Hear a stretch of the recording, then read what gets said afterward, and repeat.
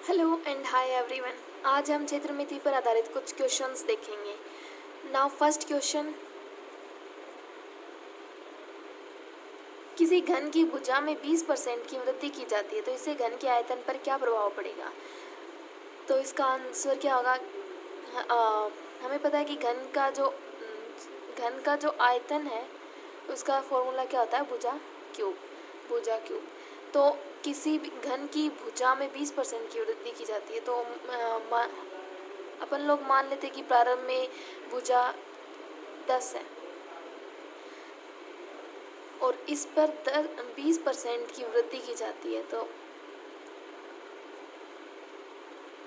2 point बढ़ेगी, मतलब बाद में 20% की वृद्धि के बाद भुजा 12 हो जाएगी। अपन लोग 10 ही क्यों लेंगे, जैसे 1 ले लिया तो आंसर पॉइंटों में चला जाएगा। ये सेकंड जो भी न्यू आएगी भुजा वो पॉइंटों में चली जाएगी। और 100 ले लेंगे अगर तो कुछ थोड़ी वैल्यू ज़्यादा बड़ी हो जाएंगी, मल्टीप्लाई एंड ऑल, काफ़ी प्रॉब्लम होगी। देन इजी कैलकुलेशंस के लिए अपन a = 10 ले लेंगे। देन प्रारंभ में घन का आयतन 10 की क्यूब इक्वल 1000 एंड 20% की वृद्धि के बाद 12 की क्यूब क्या होता है, 1728। क्या आयतन पर क्या प्रभाव पड़ेगा। आयतन पर मतलब प्रारंभ में 1000 है, बाद में 1728 है, दोनों डिफरेंस 728 का है। ये डिफरेंस प्रारंभ वाले पर देखेंगे तो ये 1000 के ऊपर 728 का डिफरेंस है और प्रतिशत के लिए 100 से गुना, तो ये डिफरेंस है 72.8% वृद्धि हो जाएगी। अगर भुजा को 20% बढ़ा देंगे तो उसके आयतन में 72.8% की वृद्धि हो जाएगी। नाउ सेकंड क्वेश्चन, किसी बेलन की त्रिज्या तथा उसकी ऊंचाई को 20% बढ़ा दिया जाता है तो इससे बेलन के आयतन पर क्या प्रभाव पड़ेगा। देन अपन इसका सॉल्यूशन देखते हैं। प्रारंभ में अपन मान लेते हैं कि r = 10 एंड h = 10, दोनों में 20% की वृद्धि करनी है। देन दोनों ही क्या हो जाएंगी, 12, h भी 12। प्रारंभ में आयतन, बेलन का आयतन क्या होता है, पाई r²h। देन होगा पाई इंटू 1000 और इधर आयतन होगा pi into capital R² into h equal pi into 12 की क्यूब हो जाएंगी, 2 पावर r² के लिए और 1 h के लिए। देन 12 क्यूब मतलब पाई इंटू 1728। यहाँ पर आयतन में कितना फ़र्क है, पाई से तो पाई एज ए कैंसिल मान लो, तो 1000 और 1728 में वही डिफरेंस 728 किसके ऊपर, 1000 के ऊपर, प्रतिशत के लिए 100 से मल्टीप्लाई। देन कितना बढ़ जाएगा आयतन, 72.8%। अगर अपन त्रिज्या और उसकी हाइट को 20% से बढ़ा दे तो। नाउ थर्ड क्वेश्चन, किसी आयत की लंबाई में 20% की वृद्धि तथा चौड़ाई में 40% की कमी की जाती है तो आयत के क्षेत्रफल पर क्या प्रभाव पड़ेगा।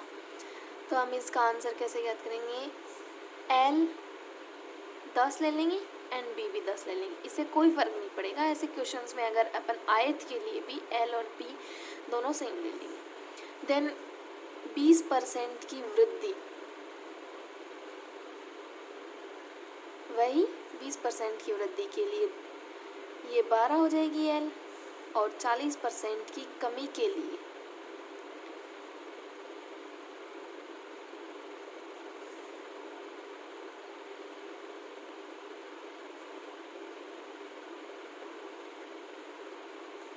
ये 6 हो जाएगी। मतलब प्रारंभ में अपनी L और B जो है वो 10 इंटू 10 है एंड जो न्यू होंगी वो होंगी 12 एंड 6।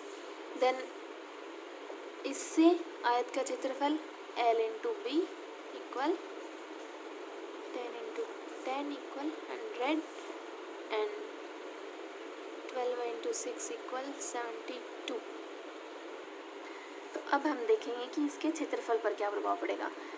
प्रारंभ वाले से कितना निकला 100 एंड अब 72, डिफरेंस 28, प्रारंभ और प्रतिशत के लिए 100 से मल्टीप्लाई, देन 28% डिक्रीजिंग, कम हो गया पहले से। नाउ नेक्स्ट क्वेश्चन, किसी घन की भुजा को 3 गुना कर दिया जाने पर उसके क्षेत्रफल और आयतन दोनों पर देखना है कि क्या प्रभाव पड़ेगा। इसका आंसर कैसे याद करेंगे, घन की भुजा मान लेते हैं अपन 1 है, भुजा को 3 गुना कर दिया तो जो न्यू होगी वो 3 गुना, तो 1 गुना 3 इक्वल 3। क्षेत्रफल, तो घन का क्षेत्रफल क्या होता है 6 इंटू भुजा स्क्वायर, तो 6 इंटू भुजा का स्क्वायर 1 का स्क्वायर 1, और यहाँ पर 6 इंटू भुजा का स्क्वायर मतलब 3 का स्क्वायर इक्वल 6 इंटू 9। एंड आयतन देखते हैं, आयतन में क्या होगा, भुजा क्यूब तो 1 की क्यूब 1, एंड यहाँ पर 3 की क्यूब 27। अगर हमें पूछे कि कितने गुना बढ़ गया है, मतलब पहले की से अब जो नया है वो कितने गुना बढ़ गया, तो 6 तो यहाँ है ही, 6 इसमें भी कॉमन है, तो इससे देखेंगे 1 और 9 डिफरेंट, तो कितने गुना 1 को कितने से गुना मल्टीप्लाई करें कि ये 9 हो जाए, तो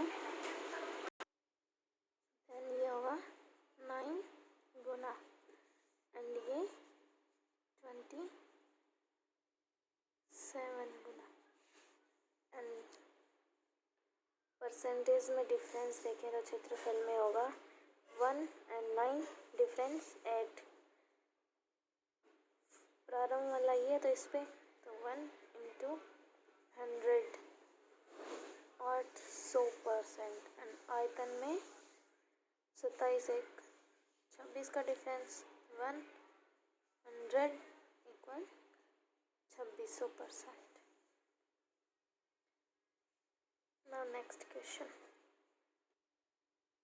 किन्हीं दो गोलों के क्षेत्रफलों का अनुपात 4:1 है तो उनके आयतनों का अनुपात क्या होगा। आंसर,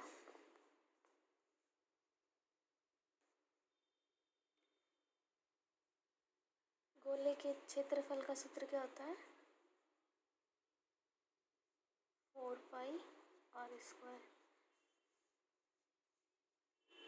और क्षेत्रफलों का अनुपात अपन को दे रखा 4:1, 4 pi is a constant, then r square तो मतलब ये क्षेत्रफल का अनुपात है, तो ये एज ए भुजा या फिर r त्रिज्या का अनुपात आ जाएगा 2:1। और गोले का आयतनों का अनुपात पूछा, तो गोले का आयतन सूत्र क्या होता है 4/3 पाई r क्यूब, 4/3 फिर से एक कांस्टेंट है, देन r क्यूब मतलब भुजा की क्यूब ही देखनी है, तो भुजा 2 है तो इसका अपन आयतन का अनुपात आ जाए 2 की क्यूब अनुपात 1 की क्यूब, देन ये होगा 8:1। नाउ नेक्स्ट क्वेश्चन, दो लंबवृत्तीय बेलनों की त्रिज्याओं का अनुपात 2:3 और ऊंचाई का अनुपात 5:3 है तो इनके आयतनों का अनुपात क्या होगा। त्रिज्याओं का अनुपात 2:3, ऊंचाई का 5:3, देन आयतन का सूत्र पाई r स्क्वायर h, तो फर्स्ट का pi into r square 4 into h 5, and second का पाई r स्क्वायर 3 का स्क्वायर 9 इंटू h 3, देन इनका दोनों का अनुपात क्या होगा 20:27। नाउ नेक्स्ट क्वेश्चन, एक बेलन की ऊंचाई तथा एक शंकु की ऊंचाई 2:3 है, उनके आधार के अर्धव्यास का अनुपात 3:4 है तो उनके आयतनों का अनुपात क्या होगा। आधार का अर्धव्यास त्रिज्या ही होती है, r = d/2 होता है। देन आंसर, बेलन और शंकु, ये बेलन इधर शंकु, ऊंचाई का अनुपात बेलन की 2 है और ये 3 है। आधार के अर्धव्यास यानी त्रिज्या, इनका अनुपात 3:4 है।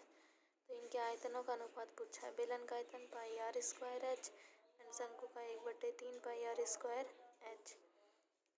Then pi R square 9 into H 2, इधर 1/3 अनुपात निकालना है इनका।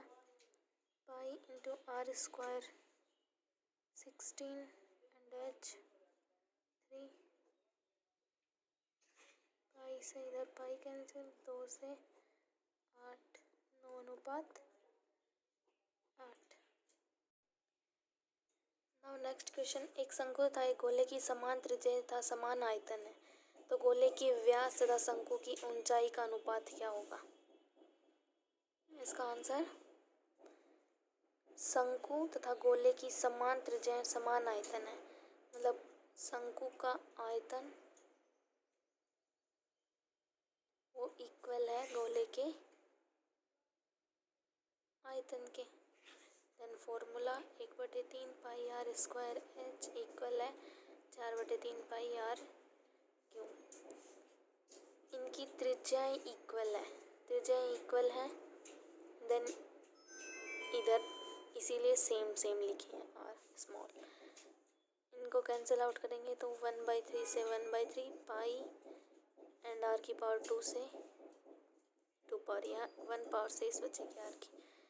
Then H equal 4r and D equal 2r, diameter व्यास, क्योंकि अपन को गोले के व्यास तथा शंकु की ऊंचाई में अनुपात ज्ञात करना, तो एच इक्वल 2d और एच अपॉन डी इक्वल 2/1। गोले का व्यास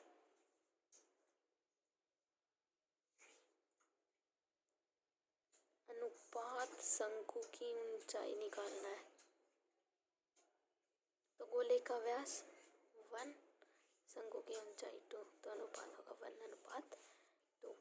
नेक्स्ट क्वेश्चन, एक लंबवर्तीय बेलन, एक गोलार्ध और एक लंबवर्तीय शंकु एक ही आधार पर स्थित है और उनकी ऊंचाई बराबर है, तो उनके आयतनों का अनुपात क्या होगा? ऑप्शंस हैं 3:6:1, second option 3:4:1 and third option 3:2:1 and fourth option 4:3:1।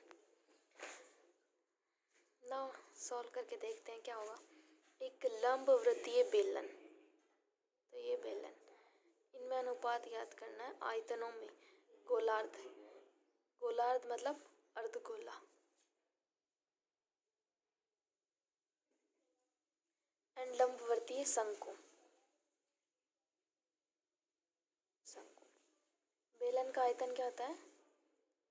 Pi R square H, अर्धगोले का 2/3 पाई आर क्यूब एंड शंकु का 1/3 पाई आर स्क्वायर एच। एक ही आधार पर स्थित है और ऊंचाई बराबर है, मतलब एच और आर सब इक्वल है। Then pi cancel out, R square यहाँ 1 पावर से एंड आर स्क्वायर भी। एच अनुपात 2/3, आर अनुपात 1/3 एच एंड एच इक्वल है आर के। देन 1 2/3 1/3, 1/3 से मल्टीप्लाई कर देंगे, सॉरी 3 से,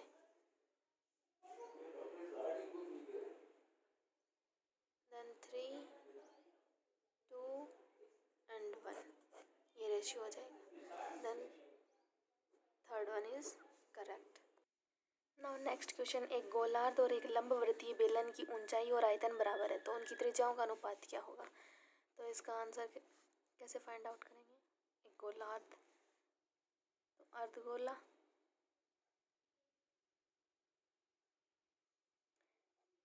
एंड लंबवृत्तीय बेलन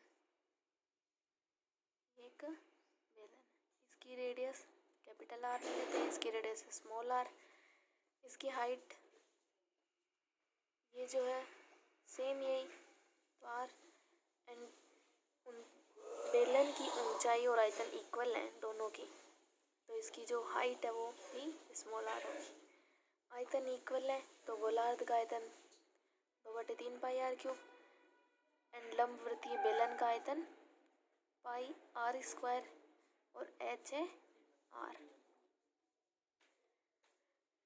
अनुपात क्या होगा? त्रिज्याओं का अनुपात, पाई से पाई कैंसिल आउट एंड एक आर से यहाँ पर 2 पावर 6 रहेंगे। 2/3 R square equal R square. इनका अनुपात आर स्क्वायर ये इधर आ जाए और ये इधर 3/2 एंड स्क्वायर को हटाएंगे तो इधर रूट आ जाएंगे। देन ये अनुपात होगा √3/√2। Now next question. किसी धातु के एक ठोस बेलन के आधार का अर्धव्यास तथा उसकी ऊंचाई क्रमशः 8 सेंटीमीटर तथा 6 सेंटीमीटर इसे पिघलाकर उतने ही आधार के अर्धव्यास वाला एक ठोस शंकु बनाया जाता है। तो शंकु की ऊंचाई क्या होगी?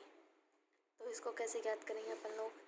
किसी धातु के एक ठोस बेलन के आधार का अर्धव्यास और उसकी ऊंचाई ये है, पिघलाकर बनाया जाता है। तो शेप किस में आती है? आयतन में। तो बेलन का आयतन ज्ञात करेंगे। बेलन का आयतन क्या होगा? Pi R square H, pi R square R centimetre और एच है तो ये हो जाएगा 6 पाई आर स्क्वायर। एंड शंकु है दूसरा, तो शंकु का आयतन क्या होगा? 1/3 पाई आर स्क्वायर एच इसे पिघलाकर उतने ही आधार के अर्धव्यास मतलब त्रिज्या सेम वाला एक ठोस शंकु बनाया जाता है और उसकी ऊंचाई क्या होगी? तो इसका अपन लोगों को कुछ नहीं दिया तो यही रहेगा 1/3 पाई आर स्क्वायर एच। पिघलाकर बेलन से शंकु बनाया गया है, मतलब शेप जो मटेरियल है वो सेम है, मतलब कि जो इनका आयतन है वो इक्वल है। तो इससे अपन हाइट ज्ञात कर सकते हैं शंकु की, इक्वल करके इन दोनों को। पाई से pi cancel out and R square से R square, then H equal 3 इधर मल्टीप्लाई हो जाएगा तो एच इक्वल 18। नेक्स्ट क्वेश्चन क्या है कि 3 सेंटीमीटर त्रिज्या वाले तांबे के एक गोले को पिघलाकर एक तार बनाया गया है जिसका व्यास 0.2 सेंटीमीटर है। तो तार की लंबाई क्या होगी? इसका आंसर कैसे ज्ञात करें? 3 सेंटीमीटर गोला है, 3 सेंटीमीटर त्रिज्या का, मतलब इसकी आर 3 है। एंड तार ऐसा ही तो होता है एज ए बेलन। तो बेलन का व्यास दे रखा है, मतलब ये पूरी लेंथ यहाँ से यहाँ तक की 0.2 है तो आर कितनी हो जाएगी? इसकी आधी 0.1 सेंटीमीटर। देन गोले से पिघला कर तार बनाया गया है तो इनका आयतन इक्वल होगा। देन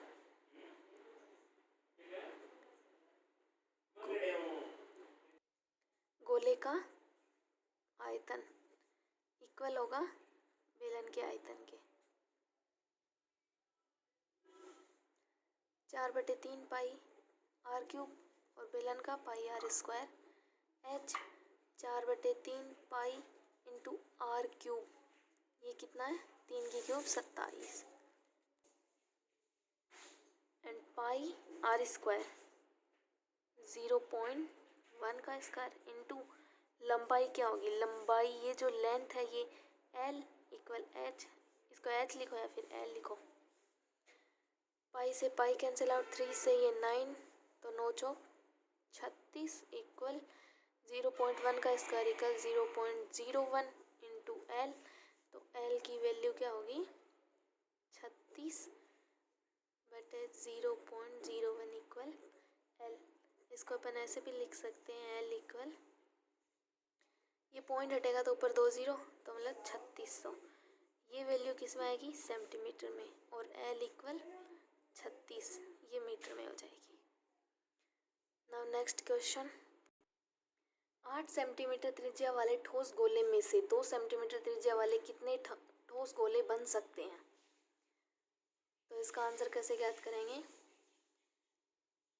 कितने ठोस गोले बन सकते हैं, मतलब इनकी संख्या ही तो ज्ञात करनी है। तो 8 सेंटीमीटर त्रिज्या वाले जो बड़ा है उस गोले के आयतन में जो छोटे वाला है उसका आयतन का भाग दे देंगे। तो गोले का आयतन 4/3 पाई आर क्यूब, आर 8 सेंटीमीटर तो 8 की क्यूब, और यहाँ 4/3 पाई 2 की क्यूब। 2 की क्यूब कितनी होती है? 8। तो 1 पावर 4/3 पाई से 4/3 पाई, और 2 की क्यूब 8, तो 8 की पावर 1 पावर कैंसिल हो जाएगी, तो 8 की पावर 2 बचेंगे यहाँ, और 8 की पावर 2 = 64। तो 2 सेंटीमीटर त्रिज्या वाले 64 गोले बनेंगे। नेक्स्ट क्वेश्चन जो है वो अपना इस पर आधारित होगा। जैसे ये डिस्टेंस है और ये एक पहिया है, ये इसकी रेडियस है, ये इस पर कितने चक्कर लगाएगा, मतलब चक्रों की संख्या ज्ञात करनी हो, ऐसा कुछ क्वेश्चन हो, या फिर चक्रों की संख्या दे रखी हुई हो, परिधि दे रखी हो, दूरी पूछे या फिर कुछ ऐसा, तो कैसे ज्ञात करेंगे? उसका सूत्र है परिधि इंटू संख्या, मतलब चक्रों की संख्या इक्वल कुल दूरी हो जाएगी। परिधि पहिया कितना, मतलब परिमाप क्या है कि वो उस सतह को कवरेज कर रहा, उसका क्षेत्रफल हो जाएगा जी। एंड चक्रों की संख्या कितनी बार वो इधर, ये सेकंड, ये थर्ड, इतने चक्कर लगाए हैं उसने ऐसे, तो ये कुल दूरी तो कवर हो रही है इससे, यहाँ से यहाँ तक ऐसे। देन ये फॉर्मूला परिधि इंटू चक्रों की संख्या इक्वल कुल दूरी। तो इस पर आधारित क्वेश्चन है, कैसे करेंगे देखते हैं। जैसे इस पर आधारित क्वेश्चन है कि एक पहिए का व्यास 4 मीटर है, तो 40 चक्रों में वह कितनी दूरी तय करेगा? तो दूरी इक्वल, जो कि अपन का सूत्र है, दूरी इक्वल परिधि इंटू चक्रों की संख्या। तो परिधि क्या होता है? 2 पाई इंटू आर। व्यास है 4 मीटर, तो त्रिज्या होगी 2, एंड चक्रों की संख्या दे रखी है अपन को 40।